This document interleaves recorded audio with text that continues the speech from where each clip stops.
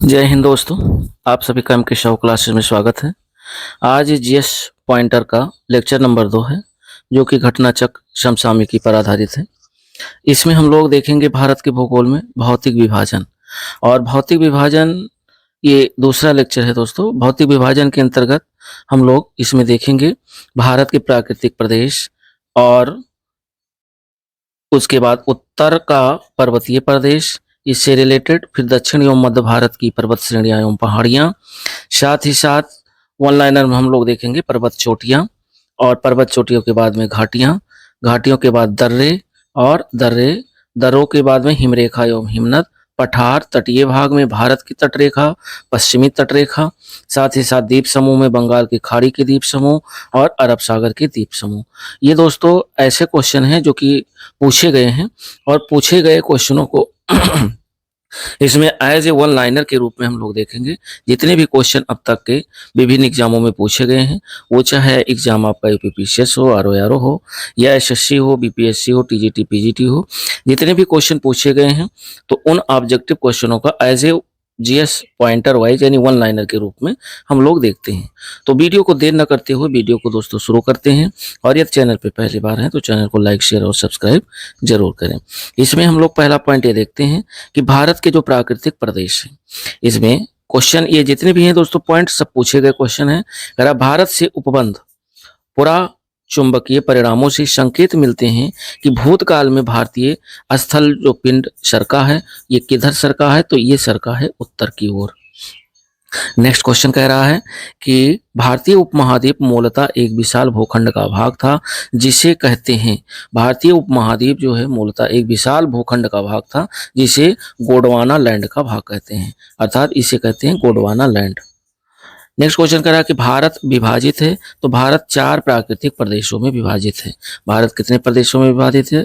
4 जो है प्राकृतिक प्रदेशों में विभाजित है। साथ ही साथ पहला जो कह रहा है कि उत्तराखंड में पाताल तोड़ कुएं पाए जाते हैं, तो उत्तराखंड में जो पाताल तोड़ कुएं पाए जाते हैं, ये पाए जाते हैं तराई क्षेत्र में। नेक्स्ट क्वेश्चन कह रहा है कि यदि हिमालय पर्वत श्रेणियां नहीं होती तो भारत पर सर्वाधिक जो संभाव्य भौगोलिक प्रभाव है वो कैसा होता? तो ये देश के अधिकांश भाग में साइबेरिया से आने वाली जो शीतलहरों का अनुभव होता है। सिंधु गंगा मैदानी इतनी सुविस्तृत जलोढ़ मृदा से वंचित होता है, और मानसून का प्रतिरूप वर्तमान प्रतिरूप से भिन्न होता है। और दोस्तों क्वेश्चन जितने भी हैं ये सारे आपके पूछे गए प्रश्न हैं। बस ये है कि वन लाइनर में आपका ज्यादा क्वेश्चन कम समय में कवर हो जाएगा। नेक्स्ट क्वेश्चन कह रहा है कि भारत में भू आकारों की रचना के संबंध में सही क्या है? तो भारत में भू आकारों की रचना के संबंध में जो सही है कि संरचनात्मक दृष्टि से मेघालय जो है, मेघालय पठार, ये दक्कन पठार का ही विस्तारित भाग है। और दूसरा पॉइंट कह रहा है कि कश्मीर घाटी की रचना एक समभिनित में हुई है, और गंगा मैदान की रचना एक अग्र गर्त में हुई है।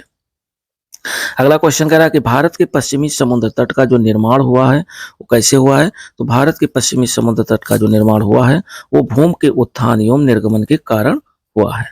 नेक्स्ट क्वेश्चन हम लोग देखते हैं जो कि सही सुमेलन पर आधारित है। सुमेलित करने वाले काफी क्वेश्चन आते हैं, और इसका जो है सही सुमेलन दिया हुआ है। कह रहा है जो दक्कन ट्रैम्प है ये क्रिस्टेशियस आद नूतन जो पर्वत श्रेणी है उसका भाग है। पश्चिमी घाट ये उत्तर नूतन, अरावली प्री कैम्ब्रियन, और नर्मदा ताप्ती जो है ये अत्यंत नूतन है। नर्मदा ताप्ती जो जलोढ़ निक्षेप है ये अत्यंत नूतन है, अत्यधिक ये नया माना जा रहा है।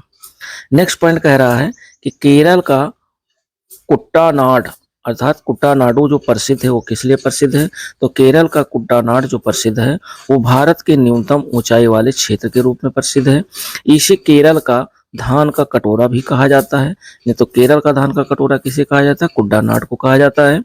FAO द्वारा इसे वैश्विक महत्वपूर्ण कृषि विरासत प्रणाली घोषित किया गया है, ये भी ध्यान रखिएगा। नेक्स्ट क्वेश्चन कह रहा है कि लघु हिमालय जो है वो स्थित है। लघु हिमालय कहाँ स्थित है? ये शिवालिक और महान हिमालय के मध्य में स्थित है। लघु हिमालय स्थित है शिवालिक और महान हिमालय के मध्य में स्थित है। अगला क्वेश्चन कह रहा है कि पश्चिमी भाग में हिमालय की श्रेणियों का दक्षिण से उत्तर की ओर जो सही क्रम है वो कौन सा है? तो पश्चिमी भाग में हिमालय की श्रेणियों का दक्षिण से उत्तर की ओर जो सही क्रम है वो है, सबसे पहले शिवालिक पड़ेगा, फिर पड़ेगा लघु हिमालय पड़ेगा, फिर महान हिमालय पड़ेगा। नेक्स्ट क्वेश्चन कह रहा है कि सबसे नवीन जो पर्वत श्रेणी है वो कौन सी है? तो सबसे नवीन पर्वत श्रेणी ये आपकी शिवालिक है। नेक्स्ट क्वेश्चन कह रहा है कि दक्षिण भारत में नवीनतम चट्टान जो प्रणाली है वो कौन सी है? तो दक्षिण भारत की जो नवीनतम चट्टान प्रणाली है वो दोस्तों है गोंडवाना। अगला क्वेश्चन कह रहा है कि उच्चावच आकृति का दक्षिण से उत्तर की ओर बढ़ते हुए जो सही क्रम है वो आपको बताना है। क्रम आपको सही जरूर तैयार रखना है। तो जब उच्चावच आकृति का यानी दक्षिण से जब आप उत्तर की ओर बढ़ेंगे तो सबसे पहले धौलाधार पड़ेगा, उसके बाद जास्कर श्रेणी पड़ेगी, फिर लद्दाख और उसके बाद काराकोरम। ये क्रम जरूर याद रखिएगा। नेक्स्ट क्वेश्चन कह रहा है कि हिमालय में उत्तर की ओर कि क्रम वाली जो पर्वत श्रेणी है वो कौन सी है? तो हिमालय में उत्तर दिशा की ओर, हिमालय में उत्तर दिशा की ओर कि क्रम वाली जो पर्वत श्रेणी है वो पहले पीर पंजाल पर्वत श्रेणी, फिर जास्कर पर्वत श्रेणी, फिर लद्दाख पर्वत श्रेणी, फिर काराकोरम पर्वत श्रेणी है। अगला क्वेश्चन कह रहा है कि हिमालय में पूरब से पश्चिम की ओर पर्वत शिखरों का जो सही क्रम है वो कौन सा है? तो हिमालय में पूरब से पश्चिम की ओर जो पर्वत शिखरों का जो सही क्रम है वो है कंचनजंगा, फिर है एवरेस्ट और उसके बाद अन्नपूर्णा पड़ेगा और फिर धौलागिरी पड़ेगा। यानी हिमालय में पूरब से अगर पश्चिम की ओर क्रम आपको लगाना है तो ये कंचनजंगा, एवरेस्ट, अन्नपूर्णा और धौलागिरी ही इसका जो है क्रम है। नेक्स्ट क्वेश्चन कह रहा है कि पूर्वी हिमालय की तुलना में ट्री लाइन का ऊंचाई मान पश्चिमी हिमालय में होता है। तो ये होता है दोस्तों कम होता है। अगला क्वेश्चन कह रहा है कि हिमालय की पहाड़ी श्रृंखला में ऊंचाई के साथ साथ इन कारणों से वनस्पति में परिवर्तन आता है। तो ये आता है तापमान में गिरावट के कारण, वर्षा में बदलाव के कारण और मिट्टी का अनुपजाऊ होने के कारण जो है हिमालय की पहाड़ी श्रृंखला में ऊंचाई के साथ साथ जो है वनस्पति में जो परिवर्तन आता है तो इन्हीं कारणों से परिवर्तन आता है। नेक्स्ट क्वेश्चन कह रहा है कि उत्पत्ति की दृष्टि से सबसे जो नवीनतम पर्वत श्रेणी है वो कौन सी है? तो उत्पत्ति की दृष्टि से सबसे जो नवीन पर्वत श्रेणी है वो पटकई श्रेणियां हैं जो कि हिमालय में पड़ती हैं। पटकई श्रेणियां ध्यान रखिएगा, उत्पत्ति की दृष्टि से सबसे नवीनतम पर्वत श्रेणी पटकई श्रेणियां। अगला क्वेश्चन कह रहा है कि नागालैंड, त्रिपुरा, मणिपुर, मिजोरम राज्यों में से पटकाई पहाड़ियों से संलग्न नहीं है। क्या संलग्न नहीं है? त्रिपुरा संलग्न नहीं है, बाकी आपका नागालैंड संलग्न है, मणिपुर है, मिजोरम ये जो है पटकई पहाड़ियों से संलग्न है। नेक्स्ट क्वेश्चन कह रहा है कि पीर पंजाल श्रेणी पाई जाती है। तो पीर पंजाल जो श्रेणी है ये जम्मू एवं कश्मीर में पाई जाती है। अगला क्वेश्चन कह रहा है कि कश्मीर घाटी स्थित है, कहाँ स्थित है? तो कश्मीर घाटी स्थित है बृहद हिमालय व पीर पंजाल श्रेणियों के मध्य में। बृहद हिमालय व पीर पंजाल श्रेणियों के मध्य में कश्मीर घाटी स्थित है। नेक्स्ट क्वेश्चन कह रहा है कि अक्साई चीन का जो भाग है वो कौन सा है? तो अक्साई चीन का जो भाग है वो लद्दाख पठार है। लद्दाख का जो पठार है वो अक्साई चीन का भाग है। नेक्स्ट क्वेश्चन कह रहा है कि पश्चिमी हिमालय संसाधन प्रदेशों के प्रमुख संसाधन है। पश्चिमी हिमालय संसाधन प्रदेश के जो प्रमुख संसाधन है और वो है क्या? वन है। नेक्स्ट क्वेश्चन कह रहा है कि ग्रेट हिमालय की जो ऊंचाई है वो कितनी है? तो ग्रेट हिमालय की ऊंचाई है 8,850 मीटर। ASL में अगर देखा जाए तो 8,848 मीटर है। और नेक्स्ट क्वेश्चन कह रहा है हिमालय जो पर्यायवाची है वो किसका पर्यायवाची है? तो हिमालय पर्यायवाची है मध्य हिमालय का। हिमालय मध्य हिमालय का पर्यायवाची है। अब हम लोग भौतिक विभाजन के अंतर्गत जो आता है दूसरा पॉइंट वो है कि उत्तर का पर्वतीय प्रदेश। इसमें हम लोग देखते हैं जो जो क्वेश्चन अब तक पूछे गए हैं। पहला कथन ये कह रहा है कि हिमालय से निकलने वाली सभी नदियां सतह वाहिनी हैं। तो ये सही है। कारण आर कह रहा है कि हिमालय अपनी वर्षा का अधिकांश दक्षिणी पश्चिमी मानसून से प्राप्त करता है। तो ये भी सही है। अर्थात कथन और कारण दोनों सही है, परंतु कथन जो है कारण जो है कथन की सही व्याख्या नहीं कर रहा है। नेक्स्ट क्वेश्चन कह रहा है, ये भी कथन कारण पर आधारित है। कह रहा कथन ये कह रहा है कि हिमालय से निकलने वाली नदियां सतत वाहिनी है। और कारण आर कह रहा है कि हिमालयन नदियों का जो उद्गम स्रोत है वो हिमानियों में स्थित है। तो ए आर यहाँ दोनों सही हैं और आर ए की सही पुष्टि भी कर रहा है। अगला क्वेश्चन कह रहा है कि हिमालय की रचना समानांतर बलय श्रेणियों से हुई है। जिसमें से प्राचीनतम जो श्रेणी है वो है बृहद हिमालय श्रेणी। सबसे पुरानी जो पर्वत श्रेणी है वो है बृहद हिमालय श्रेणी। नेक्स्ट क्वेश्चन हम लोग देखते हैं, और अगला क्वेश्चन कह रहा है कि उत्तर भारत में उप हिमालय क्षेत्र के सहारे फैले समतल मैदान को क्या कहा जाता है? तो उत्तर भारत में उप हिमालय क्षेत्र के सहारे फैले समतल मैदान को भाबर कहा जाता है, भाबर। नेक्स्ट क्वेश्चन कह रहा है कि हिमालय का जो पर्वत पदीय प्रदेश है वो कौन सा है? तो ये दोस्तों है शिवालिक। हिमालय का पर्वत पदीय जो प्रदेश है वो है शिवालिक। नेक्स्ट क्वेश्चन कह रहा है कि शिवालिक जो पहाड़ियां हिस्सा है किसका हिस्सा है? तो शिवालिक पहाड़ियां हिस्सा है हिमालय का हिस्सा है। नेक्स्ट क्वेश्चन कह रहा है कि शिवालिक श्रेणी का जो निर्माण हुआ वो कैसे हुआ?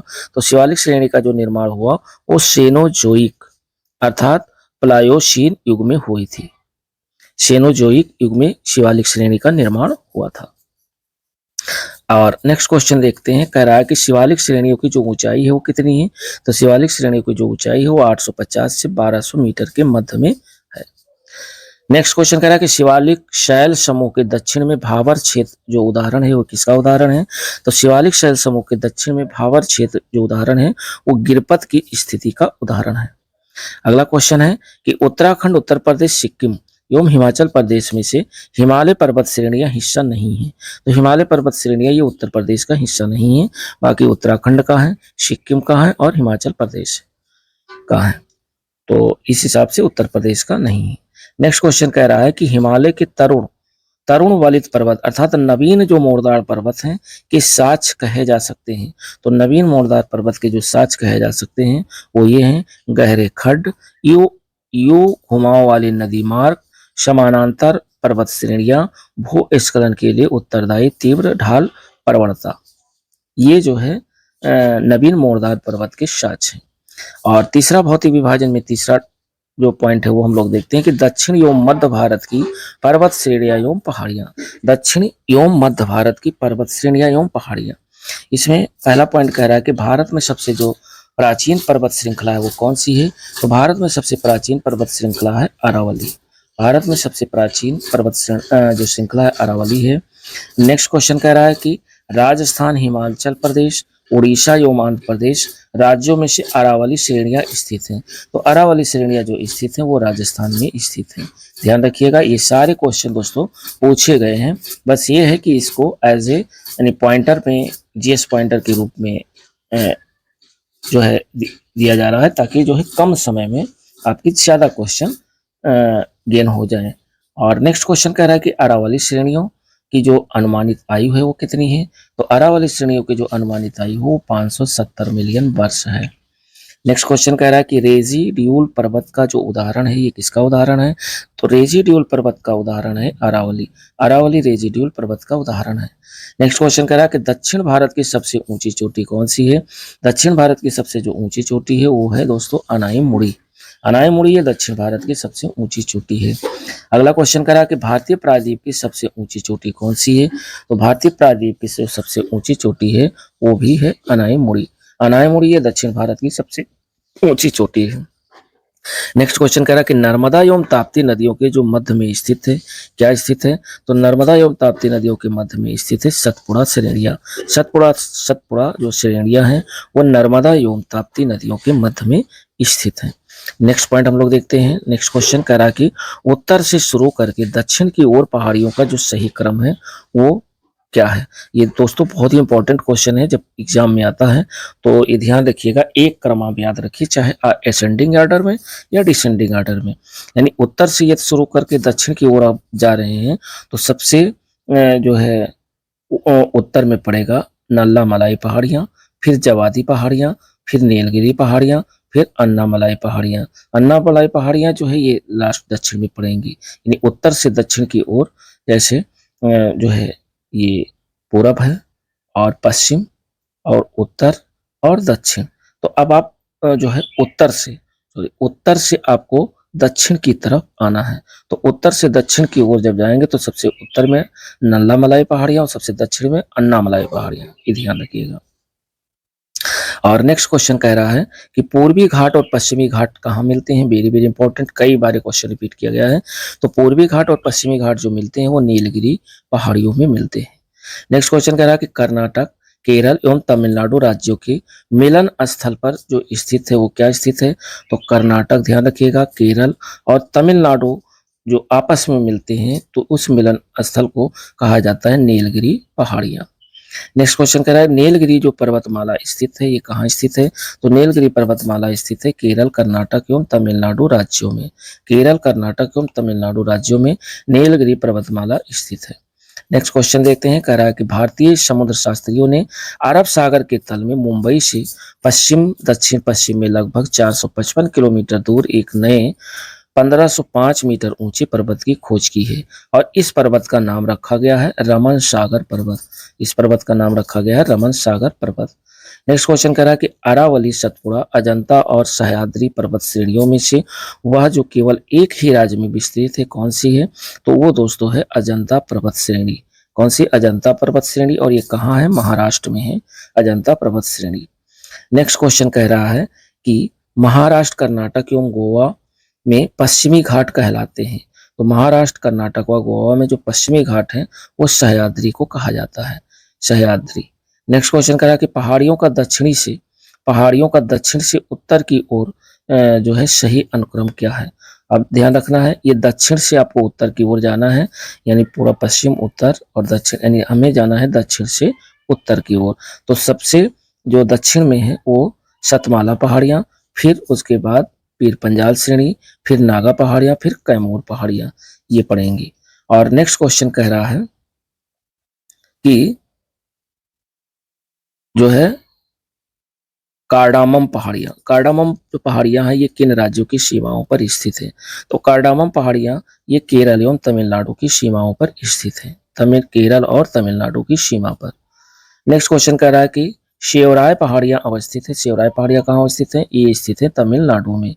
नेक्स्ट क्वेश्चन कह रहा है कि बालाघाट श्रेणी, हरिश्चंद्र श्रेणी, मांडो पहाड़ियों तथा सतमाला पहाड़ियों में से महाराष्ट्र में स्थित नहीं है। कौन सी पहाड़ी महाराष्ट्र में स्थित नहीं है? तो जो मांडो पहाड़ियां हैं ये महाराष्ट्र में स्थित नहीं है। और नेक्स्ट क्वेश्चन जो कि सही सुमेलन पर आधारित है, इसको हम लोग देखते हैं। कह रहा है एक तरफ पहाड़ियां दिया है, एक तरफ क्षेत्र दिया है। जैसे महादेव पहाड़ियां हैं, ये कहाँ स्थित है? ये मध्य प्रदेश में स्थित है। मिकिर पहाड़ियां ये पूर्वोत्तर भारत में स्थित हैं। महादेव पहाड़ियां जो भाग है ये सतपुड़ा पर्वत श्रेणी का भाग है। और धूपगढ़ चोटी जो स्थित है ये कहाँ स्थित है? सतपुड़ा रेंज में स्थित है।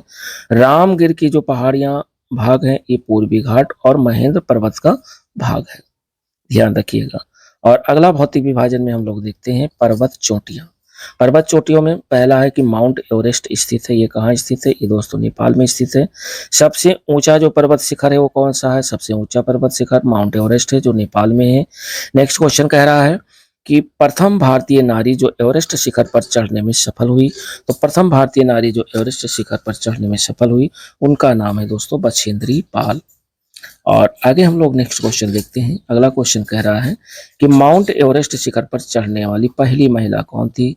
तो माउंट एवरेस्ट शिखर पर चढ़ने वाली जो पहली महिला थी वो थी जुंको ताबी। जुंको ताबी ने माउंट एवरेस्ट शिखर पर चढ़ने वाली ये पहली महिला थी। और प्रथम भारतीय महिला जो माउंट एवरेस्ट शिखर पर चढ़ी थी उनका नाम है बछेंद्री पाल। नेक्स्ट क्वेश्चन, 2 बार माउंट एवरेस्ट पर विजय प्राप्त करने वाली जो महिला पर्वतारोही है वो कौन है? तो 2 बार माउंट एवरेस्ट पर विजय प्राप्त करने वाली महिला पर्वतारोही का नाम है दोस्तों संतोष यादव। नेक्स्ट क्वेश्चन कह रहा है कि एवरेस्ट पर चढ़ने वाली दूसरी भारतीय महिला कौन है? तो एवरेस्ट पर चढ़ने वाली दूसरी भारतीय जो महिला है वो है संतोष यादव। नेक्स्ट क्वेश्चन कह रहा है कि भारत की जो सर्वोच्च पर्वत चोटी है वो कौन सी है? तो भारत की सर्वोच्च जो पर्वत चोटी है वो केटू गाडविन ऑस्टिन है। केटू गाडविन ऑस्टिन है जो कि भारत की सबसे ऊंची पर्वत चोटी है। नेक्स्ट क्वेश्चन हम लोग देखते हैं कि हिमालय की ऊंची चोटी कंचनजंगा जो स्थित है कहाँ स्थित है? तो हिमालय की ऊंची चोटी कंचनजंगा ये स्थित है नेपाल एवं सिक्किम में।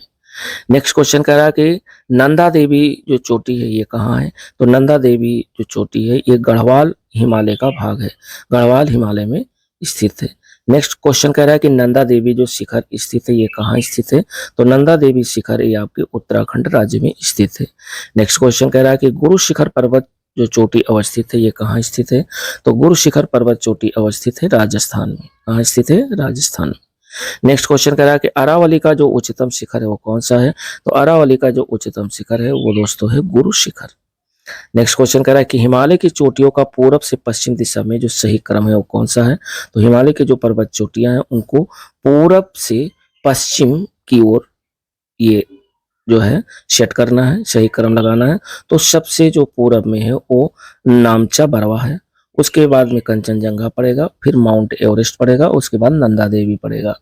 ये ध्यान रखिएगा, एक क्रम जरूर आप लोग याद रखिएगा, या पूरब से पश्चिम या पश्चिम से पूरब, और दूसरा उत्तर से दक्षिण या दक्षिण से उत्तर। और नेक्स्ट क्वेश्चन हम लोग देखते हैं। अगला क्वेश्चन कह रहा है कि गोसाई थान, कामेट, नंदा देवी, त्रिशूल पर्वत शिखरों में से भारत में अवस्थित जो पर्वत शिखर नहीं है, कौन सा ऐसा पर्वत शिखर है इनमें से जो भारत में स्थित नहीं है। तो जो गोसाई थान है ये भारत में स्थित नहीं है। और फिर कह रहा है सही सुमेलित है, जैसे माउंट आबू ये कहाँ है, अरावली पहाड़ियों पर है, और कोड़ाई कनाल जो है ये पलानी पहाड़ियों पर है, और ओट कमंड जो है ये नीलगिरी की पहाड़ियों पर स्थित है। शिमला दोस्तों ये धौलाधर श्रेणी में स्थित है। नेक्स्ट क्वेश्चन हम लोग देखेंगे घाटियों से रिलेटेड। घाटियों से रिलेटेड जैसे पूछ रहा है कि कुल्लू घाटी किन पर्वत श्रेणियों के बीच अवस्थित है, वह कौन से हैं। तो कुल्लू घाटी ये धौलाधर तथा पीर पंजाल श्रेणी के मध्य में स्थित है। धौलाधर और तथा पीर पंजाल श्रेणी के मध्य में स्थित है कुल्लू घाटी। नेक्स्ट क्वेश्चन कह रहा है कि नेलांग घाटी स्थित है। नेलांग घाटी कहाँ स्थित है, तो नेलांग घाटी ये उत्तराखंड राज्य में स्थित है। और नेक्स्ट क्वेश्चन हम लोग देखते हैं जो कि सही सुमेलन कह रहा है कि सही सुमेलित है। एक तरफ सूची दिया हुआ है घाटी और दूसरी तरफ सूची दिया है राज्य। जैसे मारखा घाटी ये किस राज्य में है, तो ये दोस्तों जम्मू कश्मीर राज्य में है। और जुकू घाटी ये कहाँ है, ये नागालैंड में है।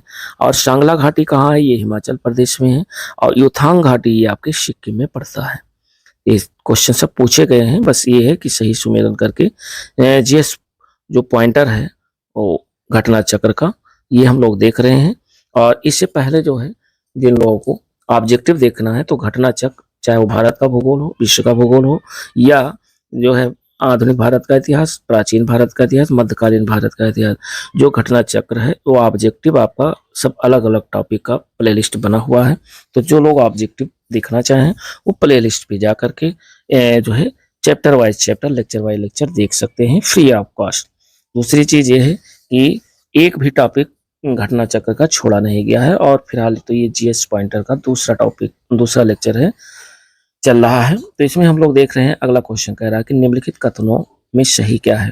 सही कथन है कि मौन घाटी जिसे साइलेंट वैली कहते हैं ये राष्ट्रीय वन के निकट निकट पत्थर पत्थर कटाव जल विद्युत परियोजना बनाने का प्रस्ताव है। और कुंती नदी मौन घाटी जो है ये साइलेंट वैली के वर्षा प्रचुर वनों से उद्भूत होती है। और फिर आगे हम लोग दर्रे से रिलेटेड भौतिक विभाजन के अंतर्गत जो छठा पॉइंट है दर्रा, तो दर्रा से रिलेटेड हम लोग देखते हैं। इसमें कह रहा है कि शेला दर्रा स्थित है। ये कहाँ स्थित है, ये दोस्तों अरुणाचल प्रदेश में स्थित है शेला दर्रा। पाल घाट जो दर्रा स्थित है ये कहाँ स्थित है, तो नीलगिरी और अन्नामलाई पहाड़ियों के मध्य में स्थित है। पाल घाट जो दर्रा है ये नीलगिरी और अन्नामलाई पहाड़ियों के बीच में स्थित है। भोर घाट जो स्थित है ये महाराष्ट्र में स्थित है। लिपुलेख दर्रा ये स्थित है आपके उत्तराखंड में। और लेह जाने का जो रास्ता है वो जोजिला दर्रा से होकर के आप ले जाएंगे। नेक्स्ट है कि जो नाथुला दर्रा स्थित है ये कहाँ स्थित है, ये दोस्तों सिक्किम में स्थित है। वर्ष 2006 के लगभग मध्य में भारत और चीन के बीच व्यापार बढ़ाने के लिए पुनः खोला गया था कौन से दर्रे को, नाथुला दर्रा को। और आगे जो है सही सुमेलन दिया हुआ है जो कि एग्जाम में आता है, आपको सुमेलित करना रहता है और यहाँ आपको सही सुमेलन करके दिया गया है। सूची फर्स्ट में पहाड़ी दर्रा है, सूची सेकंड में राज्य है। जैसे माड़ा जो पहाड़ी दर्रा ये कहाँ है, ये आपके उत्तराखंड में है। जोजिला पहाड़ी दर्रा जम्मू कश्मीर राज्य में स्थित है। बनिहाल दर्रा ये जम्मू और कश्मीर में है। नाथुला दर्रा आपका सिक्किम में पड़ता है। और नीति दर्रा आपका कहाँ है, उत्तराखंड राज्य में स्थित है। नेक्स्ट क्वेश्चन ये भी सही सुमेलन पर आधारित है। सूची फर्स्ट में पर्वतीय दर्रे है, सूची सेकंड में राज है। जैसे बुमला दर्रा ये कहाँ है, ये आपके अरुणाचल प्रदेश में पड़ता है। और जलेपला दर्रा ये आपके सिक्किम में पड़ता है। और मोलिंगला दर्रा ये आपके उत्तराखंड राज्य में पड़ता है। और शिपकीला दर्रा हिमाचल प्रदेश में पड़ता है। नेक्स्ट क्वेश्चन हम लोग देखते हैं कि जो रोहतांग दर्रा अवस्थित है ये कहाँ स्थित है, ये दोस्तों हिमाचल प्रदेश में स्थित है। माना दर्रा कहाँ स्थित है, तो माना दर्रा आपके उत्तराखंड राज्य में स्थित है। माना दर्रा उत्तराखंड राज्य में, रोहतांग दर्रा हिमाचल प्रदेश में। पर्वतीय दर्रों का पश्चिम से पूर्व का जो सही क्रम है वो क्या है? तो जो पर्वतीय दर्रे हैं अगर उनको देखा जाए पूर्व से पश्चिम में, तो सबसे पूर्व में शिवकीला दर्रा, फिर लिपुलेख दर्रा, फिर नाथुला दर्रा, फिर बोमडीला दर्रा पड़ेगा। तो ये क्रम आपको याद रखना है। एक क्रम आप चाहे जो याद रखिए, चाहे पूर्व से पश्चिम या पश्चिम से पूर्व। नेक्स्ट क्वेश्चन हम लोग देखते हैं, कह रहा है भारत के अतिरिक्त प्रायद्वीपीय जो पर्वत निर्मित हुए हैं, भारत के अतिरिक्त प्रायद्वीपीय जो पर्वत निर्मित हुए हैं वो है जो है पैलियोजोइक महाकल्प में, पैलियोजोइक महाकल्प में निर्मित हुए हैं। नेक्स्ट क्वेश्चन कह रहा है कि छोटा नागपुर पठार का जो सर्वाधिक घना बसा जिला धनबाद है, छोटा नागपुर पठार जो कि आपके झारखंड राज्य में पड़ता है, का सर्वाधिक जो घना बसा जिला है वो है आपका धनबाद, और ये है खनन उद्योग का विकास तथा औद्योगिकरण के कारण ये प्रसिद्ध है, खनन उद्योग के लिए और औद्योगिकरण के लिए प्रसिद्ध है। नेक्स्ट क्वेश्चन कह रहा है कि छोटा नागपुर जो पठार है ये एक अग्र गंभीर है। नीचे जो है आगे हम लोग देखते हैं, जो है इसमें कह रहा है कि मालवा का जो पठार है, छोटा नागपुर का जो पठार है, दक्कन का पठार है तथा प्रायद्वीप का जो पठार है में अरावली एवं विंध्य श्रृंखलाओं के मध्य जो स्थित पठार है वो कौन सा है? तो ये दोस्तों है मालवा का पठार, मालवा का पठार मध्य स्थित पठार है। नेक्स्ट क्वेश्चन कह रहा है कि दंडकारण्य क्षेत्र जो है अवस्थित है, तो दंडकारण्य क्षेत्र जो अवस्थित है ये छत्तीसगढ़ एवं उड़ीसा में अवस्थित है। नेक्स्ट क्वेश्चन कह रहा है कि दंडकारण्य भारत में स्थित है, तो ये मध्यवर्ती क्षेत्र में स्थित है। दंडकारण्य जो भारत में स्थित है ये मध्यवर्ती क्षेत्र में स्थित है। आगे हम लोग देखेंगे जो भी क्वेश्चन भौतिक विभाजन से पूछे गए हैं अब तक, वो सारे पॉइंटों को इसमें हम लोग देख रहे हैं। इसमें जो भौतिक विभाजन में 7वां पॉइंट है और वो 7वां पॉइंट है हिमरेखा एवं हिमनद। इससे रिलेटेड कह रहा है कि हिमालय में जो हिमरेखा है वो 4300 से 6000 मीटर के बीच पूर्व में है। नेक्स्ट क्वेश्चन कह रहा है कि सबसे बड़ा जो हिमनद है वो कौन सा है? तो सबसे बड़ा हिमनद दोस्तों ये सियाचिन हिमनद है। नेक्स्ट क्वेश्चन कह रहा है कि चौराबाड़ी ग्लेशियर कहाँ स्थित है? तो चौराबाड़ी जो ग्लेशियर स्थित है वो केदारनाथ मंदिर के उत्तर में स्थित है। चौराबाड़ी ग्लेशियर ये स्थित है केदारनाथ मंदिर के उत्तर में। नेक्स्ट क्वेश्चन कह रहा है कि हिमालय की हिमनदों के पिघलने की जो गति है वो कौन सी है? तो हिमालय की हिमनदों के पिघलने की जो गति है वो सबसे अधिक है। नेक्स्ट क्वेश्चन कह रहा है कि उत्तराखंड के कुमाऊं परिक्षेत्र में अवस्थित जो हिमनद है, उत्तराखंड के कुमाऊं परिक्षेत्र में अवस्थित जो हिमनद है वो हिमनद का नाम है मिलाप हिमनद, मिलाम हिमनद। और नेक्स्ट भौतिक विभाजन में हम लोग देखते हैं पठार, पठार से जो क्वेश्चन बने हैं स्टेट पीसेस में वो हम लोग देखते हैं। पहला कह रहा है कि भारत के दक्कन के पठार पर बैसाल्ट निर्मित लावा शैलों का जो निर्माण हुआ है ये हुआ है क्रिटेशियस युग में, क्रिटेशियस युग में हुआ है। और मेघालय का जो पठार भाग है ये पठार भाग है प्रायद्वीपीय खंड का, मेघालय का पठार ये प्रायद्वीपीय खंड का भाग है। नेक्स्ट तटीय भाग के अंतर्गत हम लोग देखते हैं, पहला है कि भारत की तटरेखा, भारत की तटरेखा में देखते हैं कि भारत का जो औसत समुद्र तल नापा जाता है वह कहाँ से नापा जाता है? तो भारत का औसत समुद्र तल जो नापा जाता है वो चेन्नई तट से नापा जाता है। नेक्स्ट क्वेश्चन कह रहा है कि भारत के प्रादेशिक जल क्षेत्र का जो विस्तार है वो कितना है? तो भारत के प्रादेशिक जल क्षेत्र का जो विस्तार है वो तट से 12 समुद्री मील तक है, तट से 12 समुद्री मील तक भारत के प्रादेशिक जल क्षेत्र का विस्तार है। नेक्स्ट क्वेश्चन कह रहा है कि भारत की तट रेखा की कुल लंबाई कितनी है? तो भारत की तट रेखा की कुल लंबाई लगभग 7500 किलोमीटर है, 7500 किलोमीटर ये भारत की तट रेखा की कुल लंबाई है। नेक्स्ट क्वेश्चन कह रहा है कि भारत में सबसे अधिक लंबा समुद्री तट कौन सा है? तो भारत में सबसे अधिक लंबा जो समुद्री तट है वह गुजरात राज्य का है। नेक्स्ट क्वेश्चन कह रहा है भारत में तट रेखा से लगे जो राज्य हैं वो कितने हैं? तो भारत में तट रेखा से जो लगे राज्य हैं वो दोस्तों 9 राज्य ऐसे हैं जो भारत में तट रेखा से लगे हुए राज्य हैं। नेक्स्ट क्वेश्चन कह रहा है कि प्राचीन भारतीय ऐतिहासिक भूगोल में रत्नाकर, रत्नाकर जो नाम सूचक था ये किसके लिए है? तो ये रत्नाकर नाम दिया गया हिंद महासागर का, हिंद महासागर को रत्नाकर के नाम से जाना जाता है। आगे पश्चिमी घाट से रिलेटेड देखते हैं। इसमें पहला कह रहा है कि भारत के पश्चिमी तटीय शहरों जैसे कन्नौर, नागरकोइल, जंजीरा एवं सिंधुदुर्ग का उत्तर से जो दक्षिण का जो सही क्रम है वो क्या है? तो उत्तर से सबसे उत्तर में जंजीरा, फिर कन्नौर पड़ेगा, फिर नागरकोइल और फिर सिंधुदुर्ग पड़ेगा। और आगे जो है हम लोग क्वेश्चन अगला देखते हैं। अगला क्वेश्चन कह रहा है कि आपको यंत्र तंत्र कुछ अनोखे डेनमार्क वासी मिल जाएंगे, परंतु उसका कारण ये है कि डेनमार्क की चौकी चौकी हुआ करती थी। यह अनूठा नगर, उसका दुर्ग और सुंदर गिरजाघर, नया जेरूशलम, सोनी सड़कें और उजड़ तटाक सब मिलकर अद्भुत रत्न बन जाते हैं। इस उक्ति में वर्णित जो स्थान है वो कौन सा है? तो ये दोस्तों तमिलनाडु तट के बारे में बताया जा रहा है, ऊटी। और आगे देखेंगे कि जंजीरा जंजीरा उडुपी, ओरोविले तथा तूतीकोरिन शहरों में से भारत के पश्चिमी तट पर जो अवस्थित शहर है वो कौन सा है? भारत के पश्चिमी तट पर जो अवस्थित शहर है वो जंजीरा उडुपी है। नेक्स्ट क्वेश्चन जो है सही सुमेलन पर आधारित है। सूची फर्स्ट में सागर पुलित दिया हुआ है, सूची सेकंड में राज्य दिया हुआ है। जैसे दीघा सागर पुलित ये पश्चिम बंगाल में है, गोपालपुर ये आपके उड़ीसा में है, और कलांगुट ये गोवा में है, और मरीना कहाँ है? तमिलनाडु में स्थित है। और नेक्स्ट क्वेश्चन हम लोग देखते हैं, अगला कह रहा है कि तमिलनाडु व आंध्र प्रदेश के तट का नाम क्या है?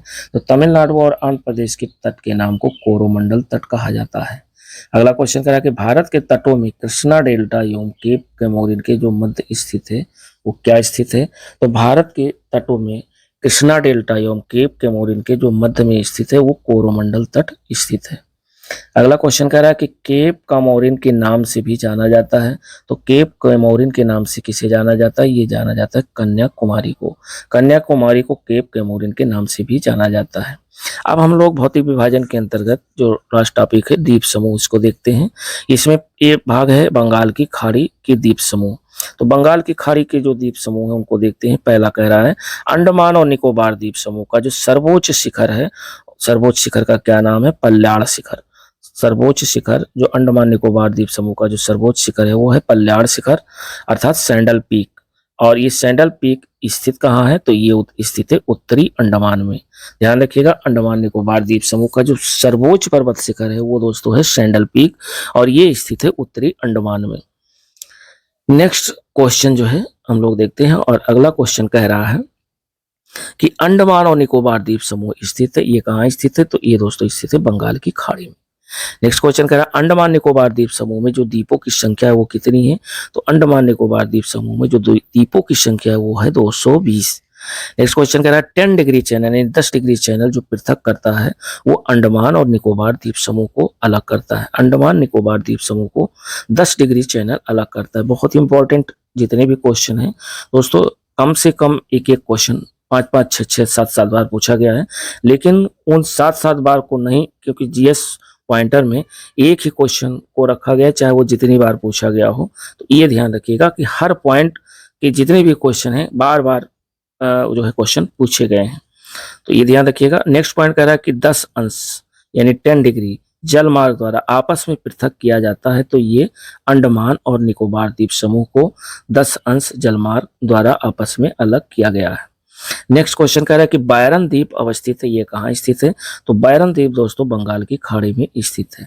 नेक्स्ट अगला क्वेश्चन कह रहा है कि भारत के पश्चिमी तटीय मैदान के उत्तरी भाग को जिन अन्य नाम से भी जाना जाता है वो क्या है? तो भारत के पश्चिमी तटीय मैदान के उत्तरी भाग को कोंकण के नाम से भी जाना जाता है।